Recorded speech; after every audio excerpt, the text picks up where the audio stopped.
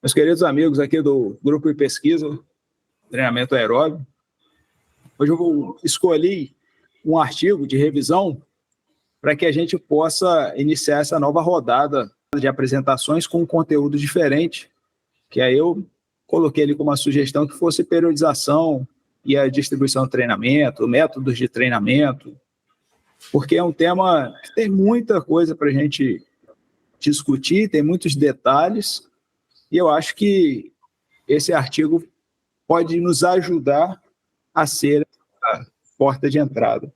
Então, a referência é do Kinnelly, Casado, dos Santos.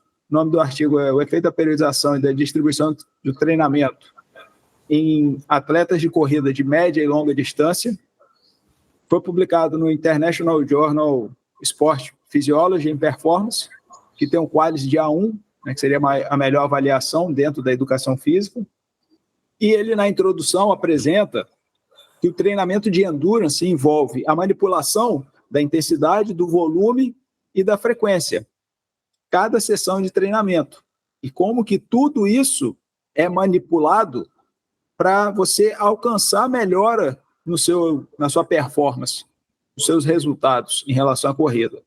Então, para orientar melhor a compreensão destas áreas, a gente tem as zonas de intensidade de treinamento, que podem ser determinadas por fatores fisiológicos, por exemplo, limiar de lactato, limiares ventilatórios, porcentagem do consumo máximo de oxigênio, frequência cardíaca, ou fatores, né, subjetivos, como a percepção do esforço.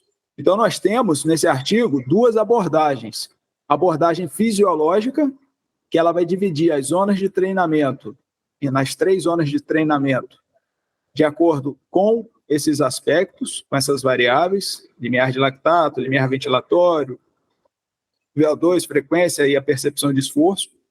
E eles também fazem o cálculo, né, da abordagem do ritmo de corrida, que vai distribuir a intensidade dos treinos a partir de um ritmo de uma prova realizada. Ele vai comparar essas duas em diferentes modelos de distribuição da intensidade do treinamento. Então, por exemplo, aqui a gente tem a abordagem fisiológica. A zona 1 é orientada para ficar abaixo do L1, em relação ao percentual, fica em torno de até 75% o VO2 máximo, mas aí é lógico, se for um atleta melhor condicionado, pode chegar a 80%, 85%, mas em uma média, até 75% do VO2 máximo é considerado o teto da zona 1. A zona 2 vai ficar entre os dois limiares. Começa no limiar 1 e termina no limiar 2.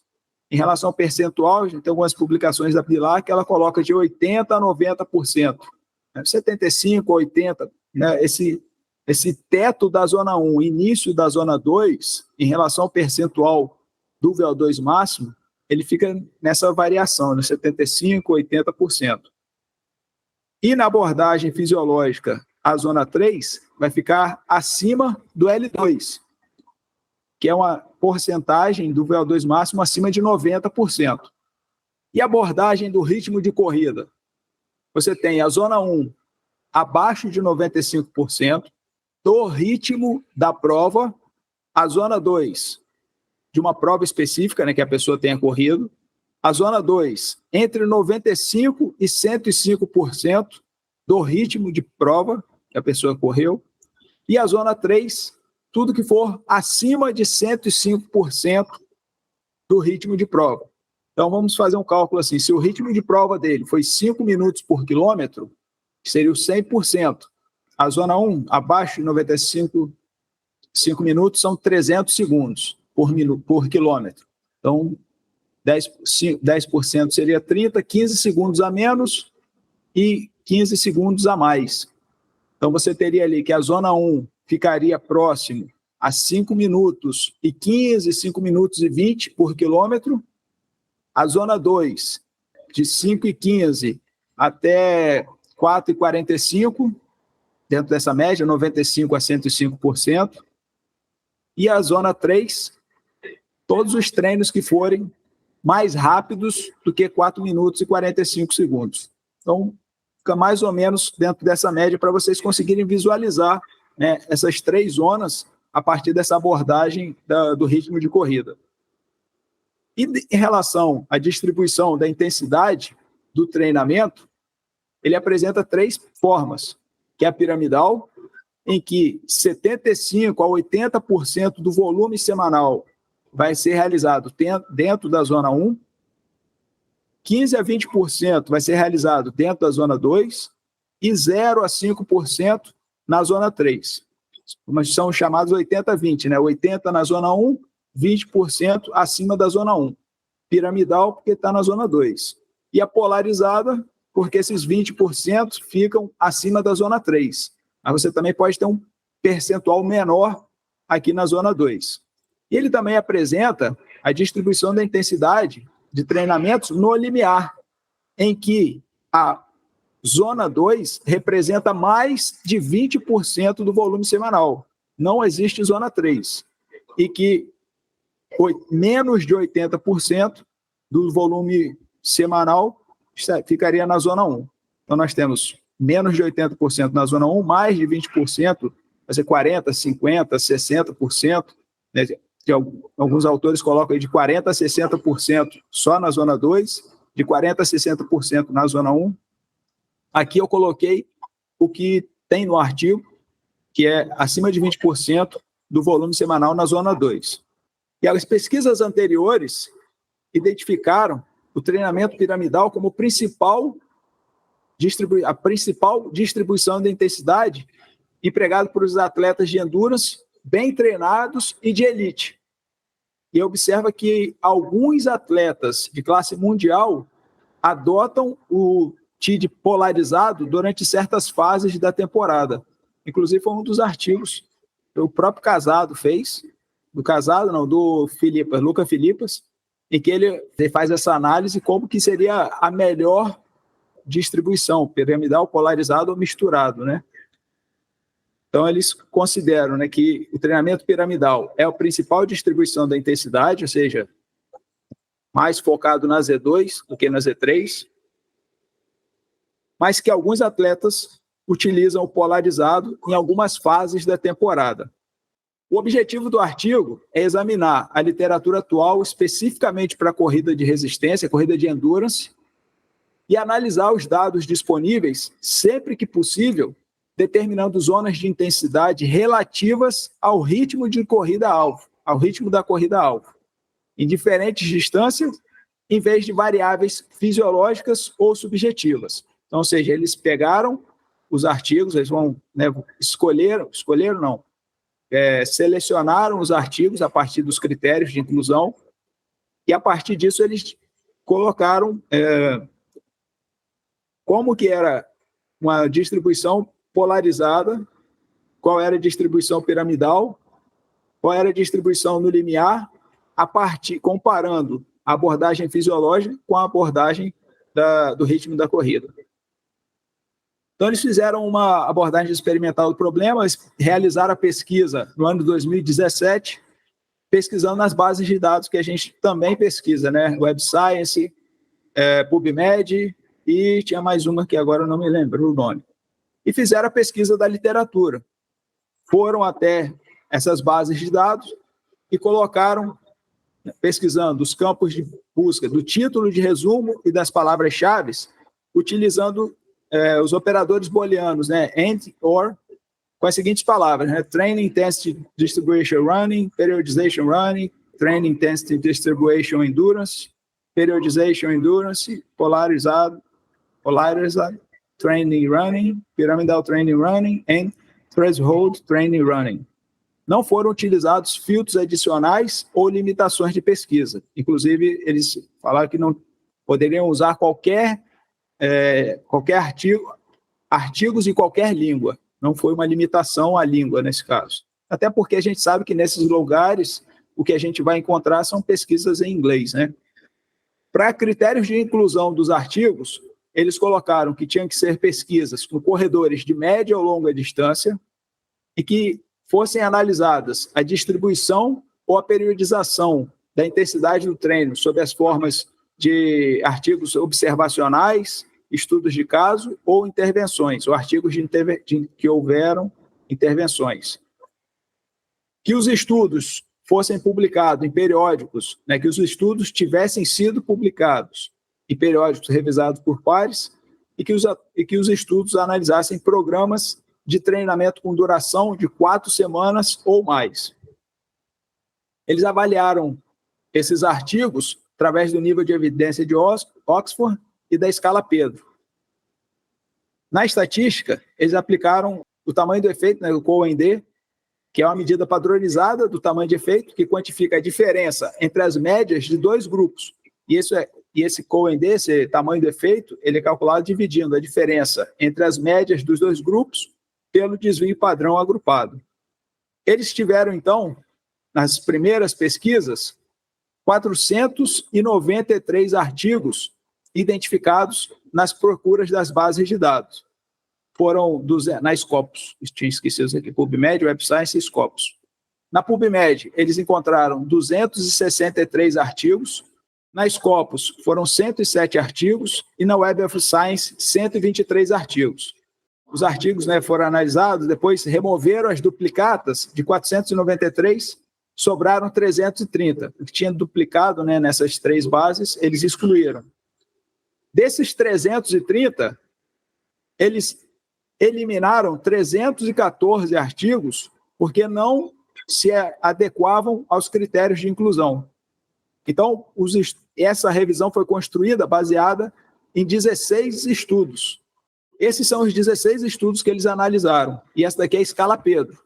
O que a gente pode observar é que apenas 4 tiveram avaliação de alta qualidade. Todos os outros 12 artigos tiveram qualidade ruim ou fraca. Aqui a gente tem as características dos estudos e os seus participantes. Eles organizaram aqui por ordem de data de publicação. Então, desde artigos de 91 até artigos de 2016, lembrando que o artigo foi publicado em 2017. No total, eles fizeram essa análise baseado nesses números, né? Aliás, é uma revisão sistemática, eles não fizeram meta-análise, mas todos esses atletas, todos esses artigos reuniram 215 atletas, 194 homens e 21 mulheres, com idade variando de 17 a 51 anos de idade. Então, aqui a gente tem cada um dos artigos, o número de pessoas, de participantes. Aqui, por exemplo, foram 13 homens, nenhuma mulher, 10 homens, 10 mulheres e tal, 21, não especificaram se foi feito com homens ou mulheres e tal. A idade de cada um dos artigos, o nível dos atletas, e aí uma coisa que me chama a atenção é que por que às vezes é tão difícil a gente aplicar esse conhecimento para os atletas recreacionais? Porque a maior parte, por exemplo, desses 16, ele foi realizado com elite ou atletas bem treinados. Dos 13, só 3 artigos foram realizados com atletas recreacionais. E assim mesmo, são dos últimos, em relação a essa publicação, que era de 2017, foram os 3 anos anteriores a essa publicação.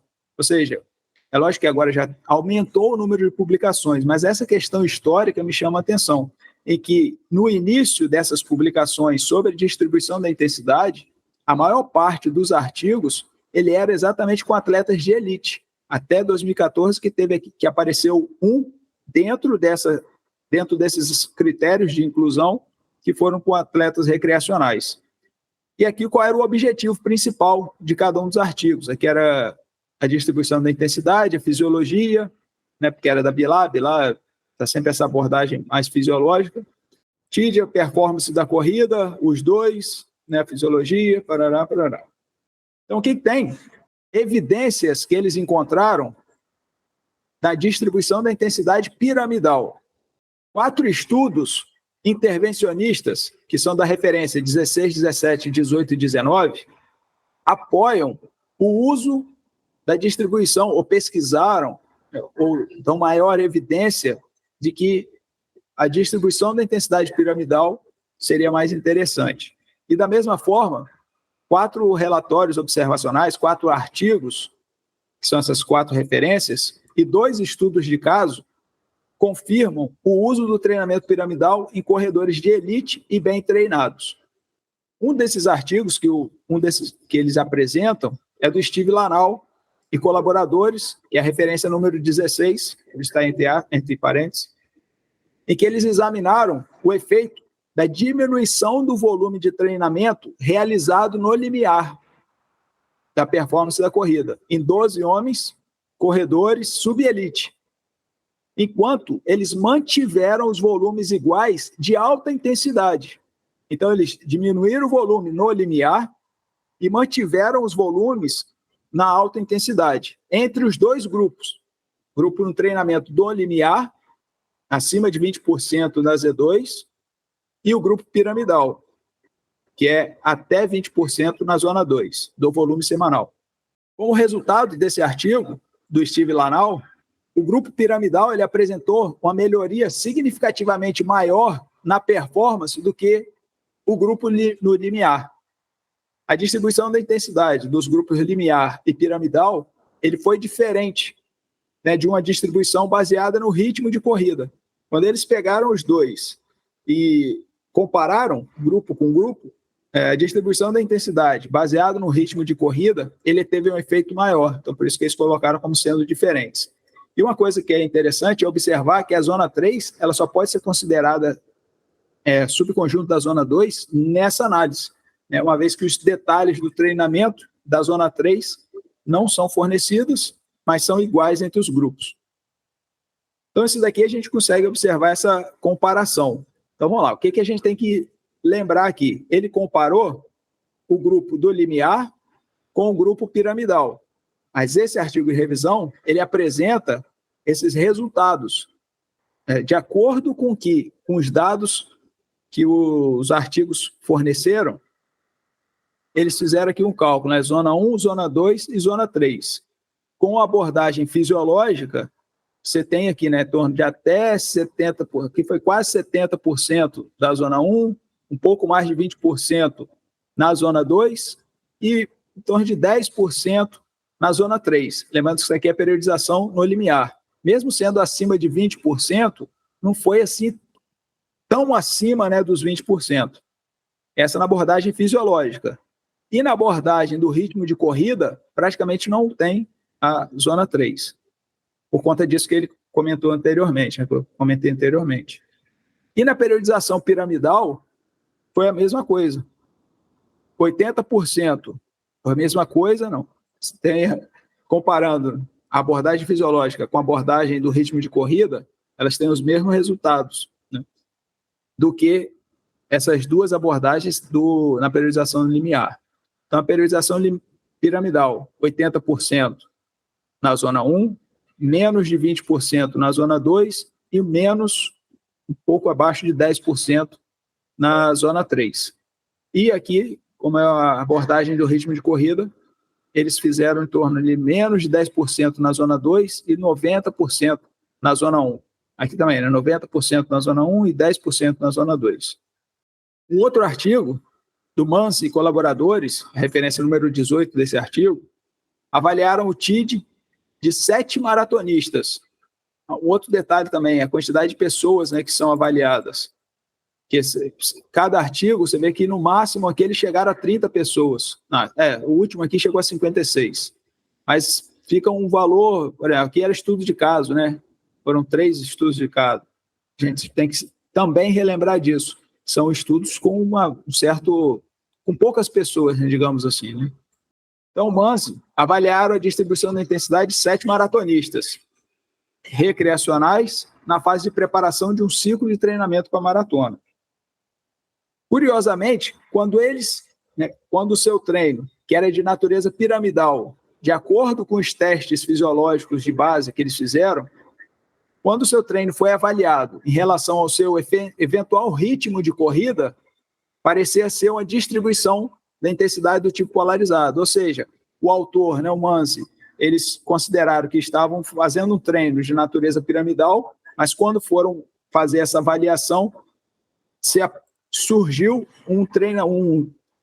uma abordagem polarizada. Eles falaram que era piramidal, mas quando eles fizeram a análise, ele ficou com uma abordagem, não, a distribuição polarizada, ou seja, mais de 20% na zona 3, baseado aqui no ritmo de corrida. Aqui, teoricamente, já seria 70%, 80% na zona 1, até 20% na zona 2 e menos aqui, quase em torno de 5% na zona 3. Quando eles pegaram esses treinos e fizeram os cálculos, a zona 3 dele, baseado no ritmo de corrida, ficou em torno de 30%. Agora, isso a gente está falando do piramidal, exceto por esse que ele falou que era piramidal, mas depois, sendo calculado pela abordagem do ritmo de corrida, ele estava com uma natureza de distribuição polarizada. Agora, a evidência da distribuição polarizada. Eles avaliaram, né, 2 estudos intervencionistas, são a referência 3 e 25, que dão suporte para o uso de uma distribuição polarizada. Em ambos os estudos, eles definiram as 3 zonas de intensidade relativas às características fisiológicas. Então, da mesma forma, outros 3 artigos observacionais e um estudo de caso confirmam o uso do treinamento polarizado em atletas de elite bem treinados e recreativos. Um dos artigos que ele comenta é em relação ao Munhoz, a referência 25, que Munhoz e colaboradores quantificaram o impacto da distribuição na performance da corrida de 10 quilômetros em 30 atletas recreacionais. E eles foram divididos em 2 grupos, grupo polarizado e grupo no limiar. Munhoz, eles avaliaram, né, 30 atletas numa corrida de 10 quilômetros, 30 atletas recreacionais. E foram divididos, treinamento polarizado e treinamento no limiar. Ambos os grupos melhoraram durante um período de intervenção de 10 semanas, embora o grupo polarizado tenha apresentado uma maior melhoria na distância da corrida de 10 quilômetros do que o grupo no limiar. Mas essa diferença não foi significativa. Ou seja, nesse caso, os 2 serviram, tanto o polarizado quanto o treinamento, a distribuição no limiar, atenderam para que os atletas evoluíssem de performance. Teve uma melhora um pouco maior do polarizado, mas não foi significativo quando comparado com um treinamento limiar. Então, a gente não pode falar que um foi melhor do que o outro. Mas são números, um número ficou maior do que o outro. Ambos os grupos completaram um programa de treinamento padrão de 8 semanas antes do estudo, que foi a distribuição piramidal. Foi piramidal. E neste estudo, ambos os grupos passaram a mesma quantidade absoluta de tempo na zona 3. O que foi diferente entre eles é que o grupo polarizado deu maior ênfase na zona 1 e o grupo no limiar deu maior ênfase na zona 2. Zona 3, a quantidade absoluta de tempo. Então, eles treinaram a mesma quantidade de minutos. O que diferenciou foi a zona 1 e a zona 2 entre o polarizado e o grupo no limiar. O treino real concluído do grupo polarizado não foi uma distribuição verdadeiramente polarizada, porque os autores, que é o Munhoz, eles acreditaram, eles pretendiam que o grupo completasse apenas 5% do grupo polarizado na zona 2. Só que, ao invés disso, o grupo polarizado ficou 13,5% na zona 2, sendo um treino com uma distribuição polarizada, então, ou seja, ele não equilibrou muito bem esse percentual, por isso que ele tinha dito que pretendia fazer a distribuição polarizada, mas no final dos cálculos acabou sendo maior parte do treino também na zona 2, aí, 13,5%. A distribuição dos grupos polarizado e limiar foi diferente de uma distribuição baseada no ritmo de corrida. O tamanho do efeito também foi muito grande. O polarizado e limiar foi diferente. Um TID baseado. Aqui a gente tem a periodização polarizada. Aqui vocês observam, né, aquele 13,5% na zona 2, que não era isso que eles imaginavam, eles queriam ter feito menos, um volume menor aqui na zona 2, na abordagem fisiológica, e na abordagem no ritmo de corrida também não teve essa diferença, né? E aqui a periodização no limiar. como eu falei, né, em torno de menos de 80%, normalmente fica de 40% a 60% na zona 1, acima dos 20% na zona 2. Alguns autores colocam que também de 40% a 60% na zona 2 para a periodização e distribuição do limiar, e em torno aqui dos quase 20% na zona 3. A discussão do artigo, eles apresentam que existe uma clara base de evidências dicotômicas em relação à distribuição da intensidade. E aí o que eles apresentam é que há, naquele momento, em 2017, maior evidência para o treinamento piramidal e para o treinamento polarizado. O treinamento de endurance contemporâneo, lembrando que isso foi há 7 anos atrás, foi desenvolvido a partir de uma perspectiva histórica, a partir de treinadores como Arthur Lydia, que usaram a distribuição piramidal para treinar atletas de sucesso. Então, aqui na discussão, eles já vão escrevendo e tentando justificar o que vai ser a conclusão deles. E que muita gente faz treinamento piramidal porque treinadores como o Arthur Lydia, que é um treinador de muito sucesso, usava a distribuição piramidal. O movimento mais recente em direção à distribuição da intensidade do tipo polarizado surgiu à medida que a avaliação científica da performance de endurance identificou os principais determinantes do desempenho de endurance e métodos para melhorar esses determinantes. Então, antes era mais difícil você avaliar se realmente estava na zona 2 ou zona 3. Então, ele coloca que agora, com maior facilidade para monitorar os principais determinantes do desempenho, vai ser mais fácil para você avaliar se é zona 2 ou zona 3. Contudo, a natureza precisa da interação destes determinantes e o efeito dessa interação parece ainda indefinidos. Isso sempre me chama a atenção, né? Sempre que eu vou escrever algum artigo, sempre coloca que essa palavra indefinido, inconclusivo, até porque nenhum artigo em si, ele encerra o assunto. Então, por exemplo, embora o limiar de lactato seja reconhecido como um dos principais determinantes do desempenho de endurance, a distribuição no limiar ela é considerada mais exigente do que outros tipos de distribuição da intensidade, como o piramidal e o polarizado. Ou seja, você ficar mais tempo na zona 1 é considerado mais cansativo, mais fatigante, mais difícil de você realizar esse tipo de treinamento. Potencialmente, né, isso devido aos efeitos no sistema autônomo, endócrino, ou no sistema nervoso central, ou no perfil lactato-potência. Então, ou seja, você fazer um treinamento, uma distribuição da intensidade no limiar, é mais difícil, é mais cansativa, porque vai exigir mais desses sistemas, né, autônomo, endócrino, nervoso e perfil aí do lactato-potência. Então, há também essa dicotomia, né, que a gente falou tanto nos encontros anteriores, que é a dicotomia entre medir e monitorar a carga de trabalho interna, que é guiada fisiologicamente, né, VO2 máximo, limiares, percepção de esforço, frequência cardíaca, versus a carga externa, que é que eles colocam como por ser guiado pelo ritmo de prova, pelo pace race. E essa dicotomia ela foi explorada em 2 artigos, no artigo do Foster e do Mujica.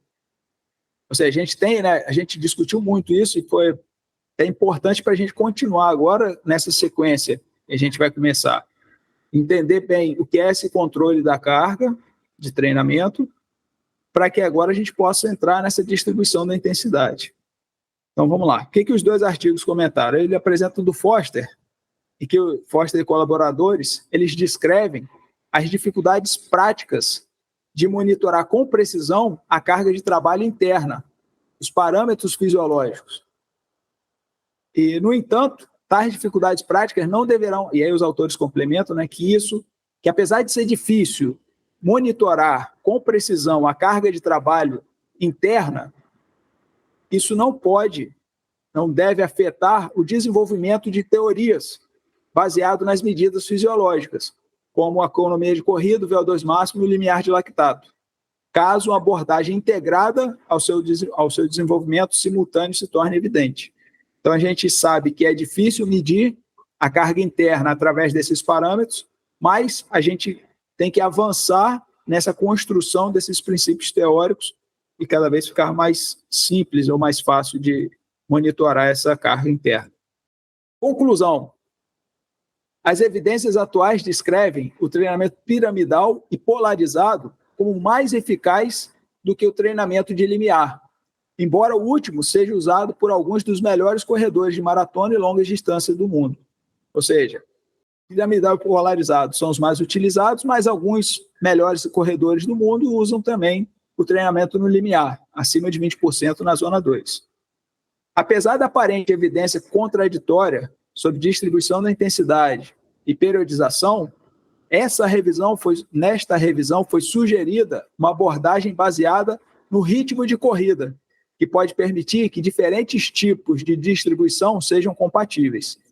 E sugere-se que isso pode ser exclusivo da corrida, devido à padronização das distâncias e percursos da corrida. Você poder comparar uma coisa com a outra, para correr 5 quilômetros em qualquer lugar, você não vai, entre aspas, ser afetado pelas condições externas, né? Você tem sempre a padronização da distância e do percurso. Então, você vai conseguir comparar uma coisa com a outra. E seria você comparar ritmos de corrida, né, de uma prova com a outra. E que, às vezes, se você for considerar a abordagem fisiológica, você não vai analisar somente o tempo de prova, mas tudo que envolveu aquela corrida. Se uma prova de 5 km foi no calor, outra foi no frio, se uma, às vezes, ele dormiu bem, a outra ele dormiu mal. Então, tudo isso vai influenciar na performance, no resultado. A distribuição baseada no ritmo de corrida vai reconhecer o tradicional alto volume de treinamento de baixa intensidade. Então, vocês viram, a maior parte dos gráficos ali não tinha zona 3, quando era apresentada a distribuição do treinamento da abordagem do ritmo de corrida. Porque ali, dentro desse ritmo de corrida, a gente vai perceber que ele vai treinar muita coisa na zona 1 e pouca coisa na zona 2 e praticamente nada na Z3. Associado ao treinamento, mas apresenta evidências, quando analisadas retrospectivamente, para a organização do treinamento de alta intensidade em zonas baseadas em uma porcentagem do ritmo de corrida, em vez das zonas fisiológicas, que parece ser relativamente consistente em todas as distâncias, né? Então, essa abordagem requer um maior desenvolvimento para avaliar se porcentagens específicas acima e abaixo do ritmo de corrida são fundamentais para induzir mudanças ótimas. E se, como foi questionado anteriormente, o potencial de desenvolvimento simultâneo das características fisiológicas relevantes é, de fato, um fator importante. E tal abordagem levanta mais questões sobre a natureza da performance na corrida de endurance, mas pode ajudar a orientar as investigações experimentais sobre esse desempenho por um caminho ligeiramente diferente daquele que está sendo trilhado atualmente.